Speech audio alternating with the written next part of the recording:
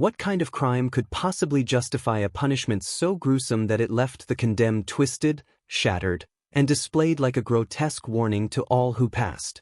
In medieval Europe, the answer was chillingly simple: anything that challenged authority, order, or the very fabric of society.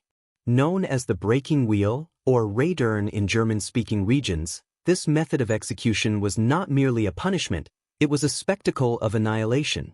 It was reserved for those deemed beyond redemption, murderers, highway robbers, traitors, and in certain territories, even those accused of sorcery or heresy. The act had to be public, intentional, and disruptive, crimes that shook the moral or political foundations of a kingdom. The breaking wheel saw widespread use in the Holy Roman Empire, France, and parts of Eastern Europe as a punishment for severe crimes. In France, its application was formally codified under the Code Louis 1670, though the method had been practiced long before.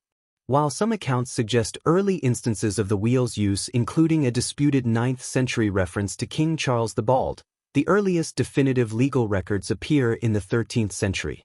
The Sachsenspiegel, a German legal code compiled by Eich von Repgau, explicitly prescribed the wheel for unprovoked murderers, stating, "He who commits a murder on the road, without feud or cause, shall be broken upon the wheel." Notably, the wheel was not used indiscriminately.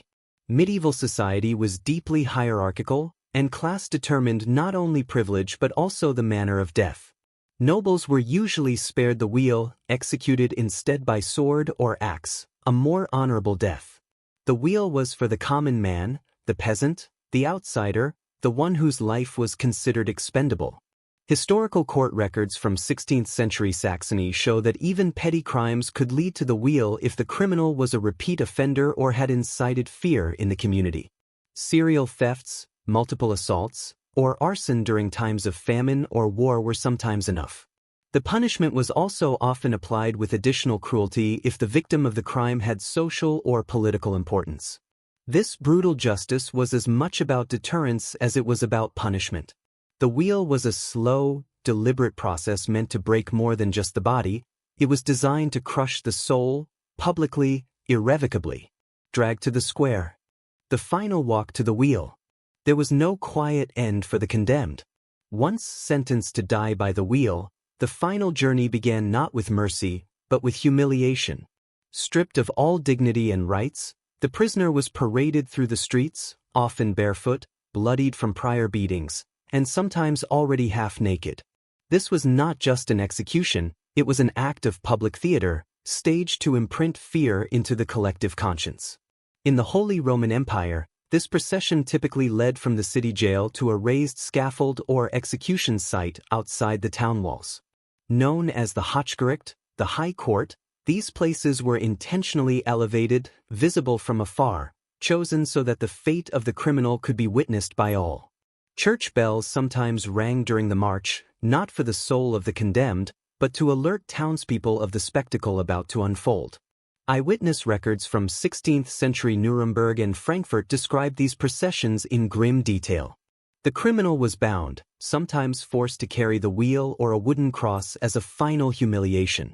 Along the route, jeering crowds hurled insults, rotten food, and even stones. Children watched. Priests followed close behind, urging repentance while holding up crucifixes. In Catholic territories, the condemned might be offered a final confession, but in many cases, it came too late. If the crime was especially severe, such as the killing of a noble, an act of sacrilege, or rebellion, the condemned individual might be subjected to additional suffering along the way. In some cases, heated metal instruments were used to inflict injuries on the limbs prior to arrival at the place of execution. According to 17th century French records, such measures were occasionally employed in cases involving parricide or regicide. Every step of this process was outlined in a Strafordnung, or official sentencing order, ensuring that the punishment not only upheld legal standards but also reflected the emotional intensity of public sentiment. By the time the scaffold was reached, many condemned were barely able to stand. Yet the executioner, known in German as the Scharfrichter, was bound by law and tradition to read aloud the crimes before administering the sentence. In some cities, a town crier would proclaim, By order of the law and the emperor's justice, this man shall be broken on the wheel for his wicked deeds. The condemned was then laid out, arms stretched, legs bound, body trembling, before being lashed to the wooden spokes that would soon become the instrument of their obliteration. Bone by bone, the process of the breaking wheel. Once the condemned reached the scaffold, the solemn ritual of the breaking wheel commenced. The executioner, equipped with a heavy wooden wheel, stood as a central figure in this judicial spectacle, carrying out his duties with methodical precision. For the condemned, this marked the final stage of their sentence, with no possibility of reprieve. The procedures served not just as punishment, but as a powerful warning to the gathered community.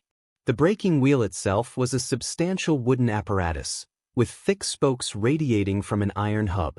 While its design varied between regions, its purpose remained consistent: to completely restrain the condemned individual. The process began with the removal of the prisoner's outer garments, performed before the assembled spectators.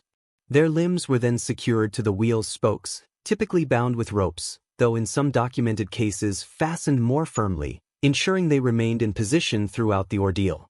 The executioner would methodically work through the limbs, employing an iron hammer or weighted mallet to systematically fracture the bones. Contemporary accounts, particularly from 15th-century Nuremberg legal records, indicate the joints were specifically targeted, rendering the condemned completely immobilized. While the suffering was undoubtedly severe, the crowd typically observed in sober silence, witnessing the fulfillment of judicial sentence. For perpetrators of particularly grave offenses such as murder or treason, the punishment could be extended. Each limb received careful attention, with the executioner ensuring comprehensive application of the sentence. In certain jurisdictions like Saxony, and for especially notorious criminals, additional measures might be employed to intensify the punishment before a final merciful blow. These extreme cases sometimes resulted in prolonged exposure to the elements before death ultimately came. Aftermath: the fate of the body and the message of terror. Death by the wheel did not conclude with the final breath. For authorities across medieval and early modern Europe, the intended impact of the punishment extended well beyond the moment of execution.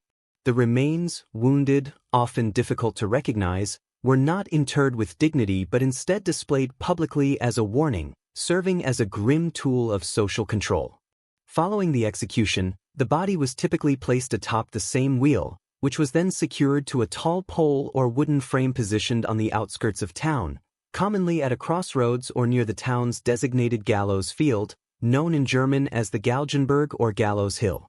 This location was strategic. It ensured that both travelers and townspeople would regularly pass by and confront the visible remains of authorities' justice. Bird circled.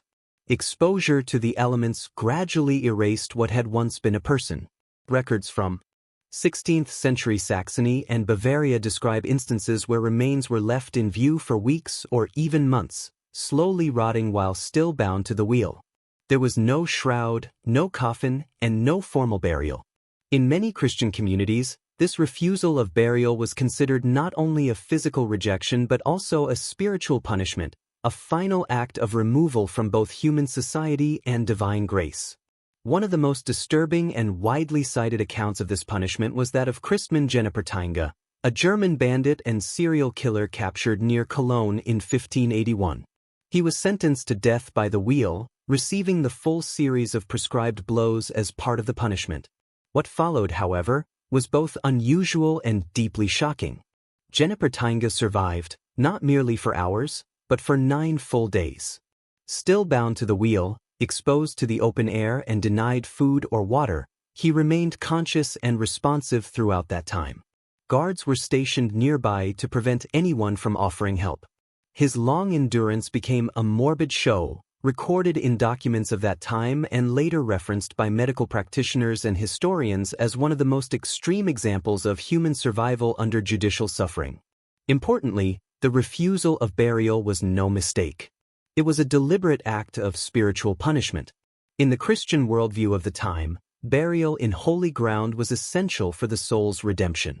By denying this, the authorities sought not only to end a life but to erase the memory, cutting the individual from both earthly community and eternal hope. The breaking wheel was more than punishment, it showed the darkest sides of human authority, leaving marks deep into civilization's memory. Its chilling legacy remains a strong reminder of justice turned to terror. Which current legal practice, born of deterrence, might future historians judge with equal horror? Comment below. As the ancient Roman jurist Seneca warned, all cruelty springs from weakness.